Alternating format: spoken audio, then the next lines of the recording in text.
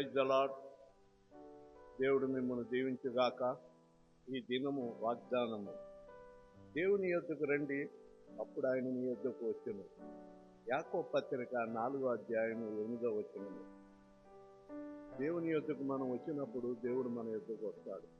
మనము దేవుడు మన యొద్దకు వస్తే అప్పుడు దేవుని యొద్దకు వస్తామని చెప్పి కండిషన్ పెడతావు కాదు. నీవు దేవుని యొద్దకు రావాలి. అక్కడ అపవాదం ఎదిరించుడి, అప్పుడు ఆయనకు లోబడి ఉండి ఆయన యొద్దకు వస్తే దేవుడు నీ యొద్దకు వచ్చి నీ బాధలను, నీ కష్టాలను, నీ సమస్యలను తీర్చు ఆడై ఉన్నాడు.